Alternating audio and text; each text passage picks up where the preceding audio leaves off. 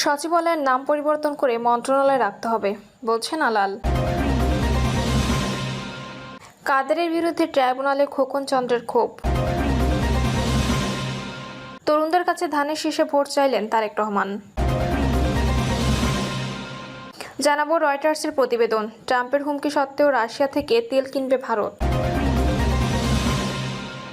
এবং সর্বশেষ জানাবো 24 ঘন্টা ইস্তেহার ঘোষণা এসিপির। শুনছিলেন সংবাদ শিরোনাম, এবারে বিস্তারিত। সচিবালয়ের নাম পরিবর্তন করে মন্ত্রণালয় রাখতে হবে বলছেন আলাল। সচিবালয়ের নাম পরিবর্তন করে মন্ত্রণালয় রাখার দাবি জানিয়েছেন বিএনপি চেয়ারপারসন বেগম খালেদা জিয়ার উপদেষ্টা পরিষদের সদস্য অ্যাডভোকেট মোয়াজ্জেম হোসেন আলাল। মোয়াজ্জেম হোসেন আলাল বলেন, সচিবালয়ের নামে আমরা যে স্থাপনা চিনি সেটির নাম হওয়া উচিত মন্ত্রণালয়। এখানে সচিবরা প্রধান নন, সচিবদের প্রধান হচ্ছেন মন্ত্রীরা। তাহলে এটির নাম সচিবালয় হবে কেন? এর নাম পরিবর্তন করে মন্ত্রণালয় রাখতে হবে। বৈষম্য দূর করতে হলে উল্লেখ করে তিনি বলেন, রাজনীতিবিদ সহ সাধারণ মানুষ আবাসস্থলকে বলা হয় বাসা, কিন্তু কর্মকর্তাদের বেলায় বলা হয় বাসভবন, ডিআইজির বাসভবন, পুলিশ সুপারের বাসভবন, আমলাদের নিবাস। এসব ক্ষেত্রে বৈষম্য রয়ে গেছে, এসব বৈষম্য দূর করতে হবে। এ সময় বিএনপি যুগ্ম মহাসচিব খায়রুল কবির খোকন বলেন, জুলাইয়ে পিআর পদ্ধতিতে নির্বাচন বা সংস্কারের জন্য ছাত্র জনতা জীবন দেয়নি।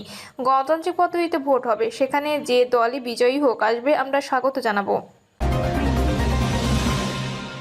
কাদেরের বিরুদ্ধে ট্রাইব্যুনাল, খোকন চন্দ্রের ক্ষোভ। জুলাই গণঅভ্যুত্থানে পুলিশের গুলিতে চোখ হারান খোকন চন্দ্র বর্মন, পাশাপাশি তার মুখ ও নাক নষ্ট হয়ে চেহারা বিকৃত হয়ে গেছে। খোকনের বর্তমান ছবি দেখে যে কেউ আঁতকে উঠতে হয়। আন্তর্জাতিক অপরাধ ট্রাইব্যুনালের সাবেক প্রধানমন্ত্রী শেখ হাসিনার বিরুদ্ধে প্রথম সাক্ষী হিসেবে সাক্ষ্য দিয়েছেন খোকন। সাক্ষ্য দেওয়ার সময় তিনি একটি নাম বলেন, কাওয়া কাদের। তাকে একাধিকবার প্রসিকিউশন থেকে জিজ্ঞেস করা হয় ওবায়দুল কাদের কিনা। তিনি ক্ষোভ প্রকাশ করে 6-7 বার বলেন কাওয়া কাদের। আদালতে খোকন বলেন, 2024 সালের 5ই আগস্ট দুপুরে যাত্রাবাড়ি থানার সামনে পুলিশ গুলি করে আমার বাম চোখ, নাক ও মুখ নষ্ট করেছে। হাজার হাজার মানুষকে মারা হয়েছে, আমার চোখের সামনে অনেক গুলি করা হয়েছে। আমাকে আহত করা সহ হাজার হাজার মানুষ হত্যার জন্য দায়ী শেখ হাসিনা, কাওয়া কাদের, আসাদুজ্জামান খান কামাল, শামীম ওসমান ও আবদুল্লাহ আল মামুন। মুখে রিকনস্ট্রাকশন সার্জারির উন্নত চিকিৎসার লক্ষ্যে প্রথম ধাপের জন্য সরকারের স্বাস্থ্য ও পরিবার কল্যাণ মন্ত্রণালয়ের পক্ষ থেকে রাশিয়ায় পাঠানো হয় খোকন চন্দ্রকে। গত 22 এপ্রিল রাশিয়ার স্থানীয় একটি হাসপাতালে খোকন চন্দ্র বর্মনের প্রথম ধাপের অস্ত্রোপচার সফলভাবে সম্পন্ন হয়। তরুণদের কাছে ধানের শীষে ভোট চাইলেন তারেক রহমান। তরুণ ভোটারদের কাছে ধানের শীষের জন্য ভোট চাইলেন বিএনপির ভারপ্রাপ্ত চেয়ারম্যান তারেক রহমান। তরুণ ভোটারদের উদ্দেশ্যে তিনি বলেন, তারুণ্যের প্রথম ভোট ধানের শীষের জন্য হোক। বিএনপির ভারপ্রাপ্ত চেয়ারম্যান বলেন, দেশের 13 কোটি ভোটারের মধ্যে গত 1.5 দশকে প্রায় 4 কোটি নতুন ভোটার যুক্ত হয়েছে। তোমরা ভোটার হলে ফ্যাসিবাদ চক্র তোমাদের ভোটের অধিকার কেড়ে নিয়েছিল। আসন্ন জাতীয় সংসদ নির্বাচন তোমাদের হারানো ভোটের অধিকার পুনঃপ্রতিষ্ঠার বিরাট সুযোগ তৈরি হয়েছে। এই সুযোগকে কাজে লাগিয়ে স্বাবলম্বী বাংলাদেশ গড়ার লক্ষ্য বিএনপির গৃহীত পরিকল্পনা বাস্তবায়ন করার জন্য পলাতক স্বৈরাচারের শাসনামলের গত 1.5 দশকের ভোট প্রয়োগের অধিকার বঞ্চিত 3 কোটি ভোটার সহ সবার সমর্থন ও সহযোগিতা চাই। তারেক রহমান বলেন, ছাত্রদলের নেতাকর্মী সহ সারা দেশের শিক্ষার্থী ও তরুণ প্রজন্মের কাছে আমার একটি আহ্বান থাকবে। মন দিয়ে শোনো কি আহ্বান জানাতে চাই, তারপর সেই আহ্বান ছড়িয়ে দাও সারা দেশের শিক্ষার্থী ও তরুণ প্রজন্মের কাছে। যারা নতুন ভোটার আসো, তাহলে বলি সেই আহ্বান, তারুণ্যের প্রথম ভোট ধানের শীষের জন্য হোক। রয়টার্সের প্রতিবেদন, ট্রাম্পের হুমকি সত্ত্বেও রাশিয়া থেকে তেল কিনবে ভারত। মার্কিন প্রেসিডেন্ট ডোনাল্ড ট্রাম্পের হুমকি সত্ত্বেও রাশিয়া থেকে জ্বালানি তেল কেনা অব্যাহত রাখবে ভারত। নাম প্রকাশে অনিচ্ছুক 2 ভারতীয় কর্মকর্তার বরাতে এক প্রতিবেদনে এ তথ্য জানিয়েছে ব্রিটিশ বার্তা সংস্থা রয়টার্স। প্রতিবেদনে বলা হয়েছে, সম্প্রতি মার্কিন প্রেসিডেন্ট ভারতের বিরুদ্ধে অন্যায্য বাণিজ্য অনুশীলন এবং রাশিয়ার সঙ্গে ব্যাপক জ্বালানি ও অস্ত্র সম্পর্কের অভিযোগ তুলেছেন। গত বুধবার তিনি তার নিজের সামাজিক যোগাযোগ মাধ্যমে ট্রুথ সোশ্যালে লিখেছেন, ভারত তাই 25% শুল্ক প্রদান করবে, সেই সঙ্গে উপরোক্ত কাজের জন্য জরিমানাও, যা আগস্টের প্রথম থেকে শুরু হবে। এরপরে ট্রাম্প দাবি করেন তিনি শুনেছেন যে ভারত রাশিয়া থেকে আর তেল কিনবে না, যদিও সে সময় সেই তথ্যের নিশ্চয়তা দিতে পারেননি তিনি। ট্রাম্পের এমন দাবিকে প্রত্যাখ্যান করে নাম প্রকাশে অনিচ্ছুক 2 ভারতীয় কর্মকর্তা রয়টার্সকে জানান, মার্কিন প্রেসিডেন্ট ডোনাল্ড ট্রাম্পের শুল্ক হুমকি সত্ত্বেও রাশিয়া থেকে তেল কেনা অব্যাহত রাখবে ভারত। তাদের মধ্যে এক কর্মকর্তা জানান, মস্কোর সঙ্গে দীর্ঘমেয়াদী জ্বালানি চুক্তি করেছে নয়াদিল্লি। রাতারাতি বাণিজ্য বন্ধ সম্ভব নয়। রাশিয়া বর্তমানে ভারতের সর্ববৃহৎ তেল সরবরাহকারী, যা মোট আমদানির প্রায় 35%।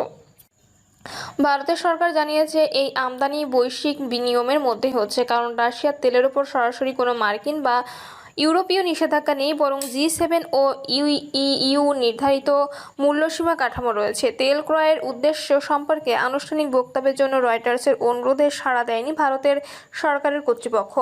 এমনকি তাৎক্ষণিকভাবে হোয়াইট হাউস এ বিষয়ে কোনো মন্তব্য করেনি।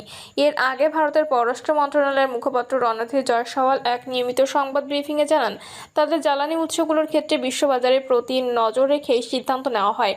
তিনি আরও জানান, বিভিন্ন দেশের সঙ্গে নয়াদিল্লির সম্পর্ক তাদের নিজেদের যোগ্যতার উপর দাঁড়িয়ে আছে এবং এটি তৃতীয় শ্রেণীর দেশের দৃষ্টিকোণ থেকে দেখা উচিত নয়। 24 দফা ইশতেহার ঘোষণা এসিপির। 24 দফা ইশতেহার ঘোষণা করেছেন জাতীয় নাগরিক পার্টি। বিকেলে কেন্দ্রীয় শহীদ মিনারের এ ইশতেহার ঘোষণা করেন দলটির আহ্বায়ক নাহিদ ইসলাম। নাহিদ বলেন, গত বছর এই দিনে এই শহীদ মিনার থেকে আমরা ঘোষণা করেছিলাম ফ্যাসিবাদ ব্যবস্থা বিলোপের সেই ঐতিহাসিক এক দফা। ঐতিহাসিক এক দফা কোনো ব্যক্তি, দলের বা কোনো সংগঠনের পক্ষ থেকে ঘোষণা করা হয়নি। তিনি বলেন, এক দফা ঘোষণা করা হয়েছিল বাংলাদেশের জনগণের পক্ষ থেকে, বাংলাদেশের অভ্যুত্থানকারী ছাত্র জনতার পক্ষ থেকে। এক দফার প্রকৃত ঘোষক বাংলাদেশের জনগণ, বাংলাদেশের অভ্যুত্থানকারী ছাত্র জনতা এবং শহীদ ভাই বোনেরা। এনসিপির আহ্বায়ক বলেন, আমরা দায় ও দরদের রাজনীতির ঘোষণা দিয়েছিলাম। আমরা সাম্য, মানবিক মর্যাদা ও সামাজিক সুবিচারের ঘোষণা দিয়েছিলাম। বলেছিলাম, আমরা এমন একটা রাজনৈতিক বন্দোবস্ত প্রতিষ্ঠা করব যেখানে স্বৈরতন্ত্র আর কখনোই ফিরে আসতে পারবে না। তিনি আরও বলেন, জুলাই পদযাত্রায় দেশের বিভিন্ন জায়গায় বলেছি, ফ্যাসিবাদী সরকারের পতন হয়েছে, কিন্তু ফ্যাসিবাদী বন্দোবস্তের বিলোপ আমরা ঘটাতে পারিনি। ঘোষণা শেষে নাহিদ ইসলাম বলেন, আজ থেকে ঠিক এই বছর আগে এই শহীদ মিনারে আমরা শপথ নিয়েছিলাম এই দেশকে স্বৈরাচারের হাত থেকে মুক্ত করব। আপনারা সেই আহ্বানের সাড়া দেওয়ায় আমরা সবাই মিলে ফ্যাসিবাদী শাসনকে পরাজিত করেছি এবং দেশের ওপর নিজেদের কর্তৃত্ব ফিরিয়ে নিয়েছি। আজ আবার এই শহীদ মিনার থেকে আমরা আপনাদের আহ্বান জানাচ্ছি, আসুন আমরা সবাই মিলে আমাদের সেকেন্ড রিপাবলিক গঠনে এই ঐতিহাসিক 24 দফাকে বাস্তবে রূপান্তর করে সকল নাগরিকের স্বপ্নের নতুন বাংলাদেশ গড়ি।